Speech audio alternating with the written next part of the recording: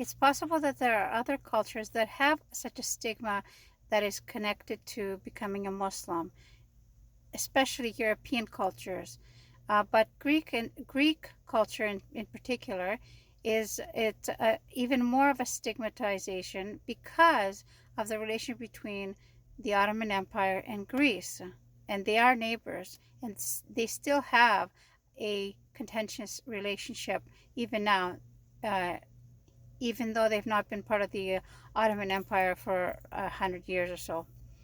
So, when first of all, it's rare to find a Greek Muslim. You're mostly going to find ones that are ethnically Turkish that live in the northeastern part of Greece. They are heavily regulated, as far as I know, and Greece doesn't has very strict restrictions on making mosques all over the place. And actually, Athens has its first mosque that opened a couple of years ago. I'm not sure if it's still open, but it was built from scratch for people to go and pray, Muslims to go and pray.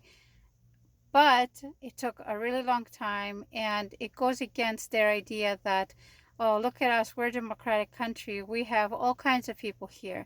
That's not true. They restrict the Muslims from um, becoming more, um, just becoming more. So people were forced to make their own warehouse versions of the mosques to go and pray because it is recommended um, beyond. It's even more than recommended. It is mandated on men to go to the mosque every Friday to pray. There's really not much of an excuse not to go and pray. You would have to have a really good reason not to go. So, um, becoming a Muslim, becoming a Muslim as a Greek person is it can be very, very stressful. I was young when I became a Muslim. I did not live with my parents at the time. I hadn't lived with my parents for several years. So all of a sudden, even hanging out with family members, going to visit, or going out for lunch or whatever, the options were limited. So I wasn't supposed to be drinking. I was supposed to be eating halal. And so how do you explain that, right? Um, or like going to bingo, being invited to go to bingo, or being invited to go to the racetrack or something like that, or being asked to go and do your parents' lottery, their weekly lottery. All of those things became an issue. Or going on vacation to Greece and being asked by your aunt to bring back a couple of bottles of alcohol to give to your parents or your uncles, that's not okay either. So there's a whole bunch of issues that um, can change depending on you, of course. When you become a Muslim, all those things become a thing. So when you put that together with somebody who is living with their parents, and their parents, control, their parents pay for the house, they don't pay for anything, they don't pay for their food, and they have to respect their parents. That is a fine line that you're going to have to walk. You have to respect your parents, treat them kindly, especially if you're living in the house with your parents and they're paying for everything. That is even more important that you have to observe politeness, manners, and respect. So it's understandable how some people can be very stressed about the idea about telling their parents. But many scholars that I've seen who have dealt with something like this, they say it's nobody's business if you become a Muslim. It's nobody's business but your own. You can keep it to yourself. You don't have to walk around telling people, hey, I just became a Muslim, until you're ready to tell people, who you are. Um, and as long as you're not doing anything haram, then it should be fine.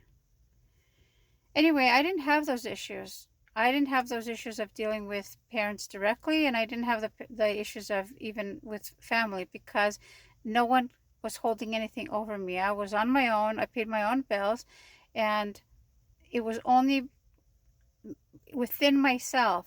The feelings were within myself on how I felt about how they felt. Okay, so feel free feel free to comment down below on your experiences about how when you became a Muslim, or how you're thinking about becoming a Muslim, and how it will affect your family or your relationships. I'm always interested to hear about something like that. But yeah, it wasn't terrible for me because I was cut off mostly from direct um, family relationships. So for other reasons, not for Islam. But in Islam, it is imperative that you maintain your family relationships. You cannot cut people off.